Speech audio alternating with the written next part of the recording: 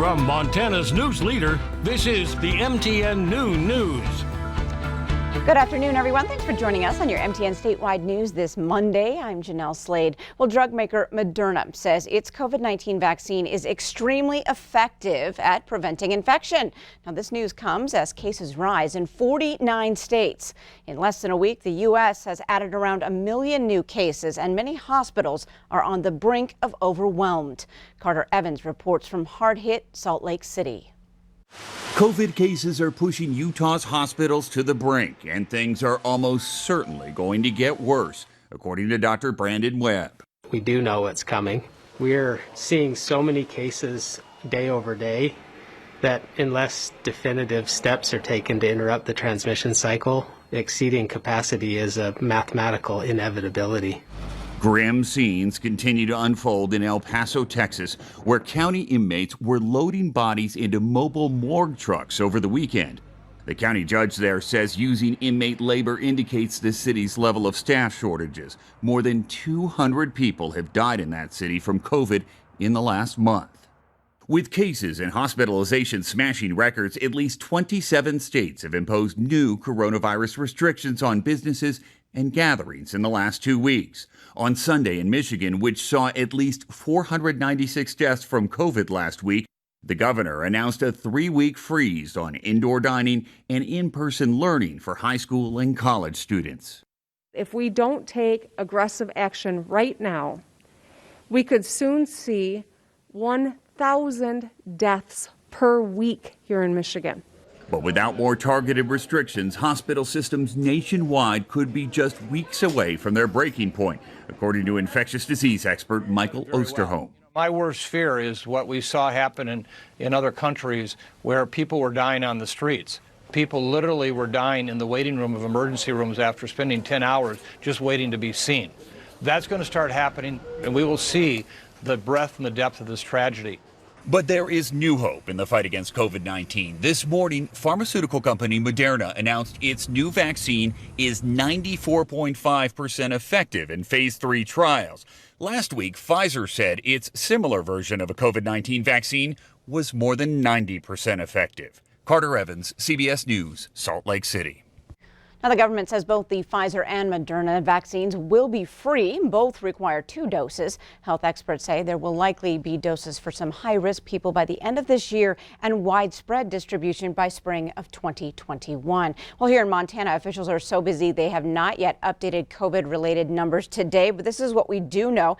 There are about 47,600 cases all across Montana so far, about 17,205 active cases at this hour, and deaths have now reached 538. That's deaths related to COVID-19 related illness in Montana.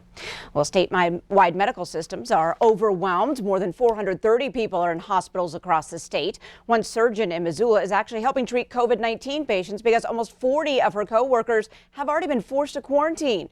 Like many other Montana hospitals, Community Medical Center has brought in out-of-state help as well. The surgeon says it makes it all that much harder to see those in the community who don't take this pandemic seriously. Absolutely frustrating. You know, it's simple, and it's not major life change to be wearing a mask. It is a major life change to be staying away from friends and loved ones, and I totally understand that. But it's crucial that even if you know that you're somebody who may or may not get, you know, very ill, or you don't care about yourself as much getting ill, it is important that you're protecting the community at large and of course your loved ones, because you may be spreading the virus before you even know you're sick.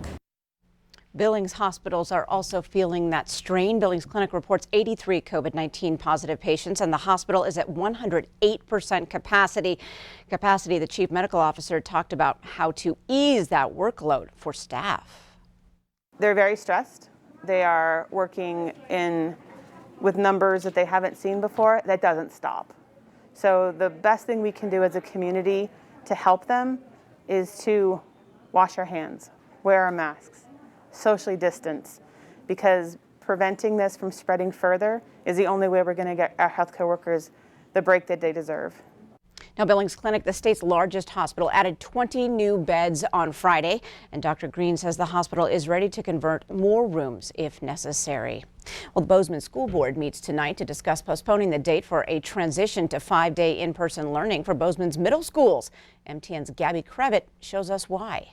You may remember back in early October, the Bozeman School Board voted in favor of transitioning from the blended model to full-time in-person learning for all grade bands. Now, those target dates were different depending on each grade level. And on Monday, the school board will be reconsidering the target date for middle schoolers across the district. In a notice released by the Bozeman School District Administration, the deputy superintendents recommend the school board postpone the transition date for middle schoolers from November 23rd to January 11th of next year. One of the main reasons is a trend the Gallatin City County Health Department and schools across the county have been experiencing: a shortage of staff and substitute teachers. We've had a number of schools that have made decisions to go to remote learning, and that is happening primarily because they don't have the staffing to keep things going in the way that they want to, and because they have cases in the school. PK through 5th grade students transitioned on November 2nd, but the deputy superintendents say that childcare needs at the middle school level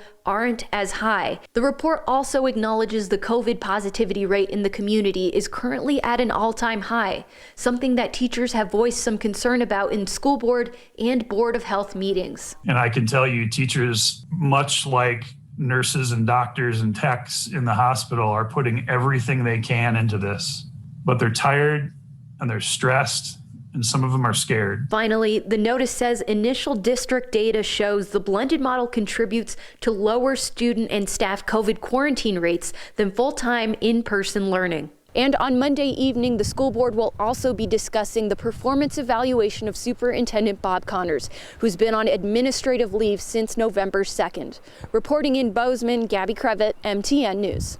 Thanks, Gabby. Depending on the superintendent's performance evaluation, the board is scheduled to determine appropriate action if needed. A new statewide human trafficking hotline launches today. The lifeguard group's hotline. You can call 833-406-STOP if you need assistance or know someone who might be in trouble. Montana currently has 65 active missing person searches underway. That's according to the Gianforte Foundation that helped fund that hotline. Organizers say while national hotline is available, a statewide hotline will provide victims more immediate help. Well, the state of Montana Motor Vehicle Division will perform a major system upgrade beginning November 19th at 7 p.m. Vehicle services will be unavailable for walk-in and online. Mail will also not be processed during this upgrade. Department of Justice officials say services will gradually return to November 23rd, with full services expected by November 30th. Well, up next on your new news, a Western Montana woman is working a little holiday magic to bring Santa back to the skies. We'll show you where. But first, Ed's in next with your statewide weather forecast. Don't go away.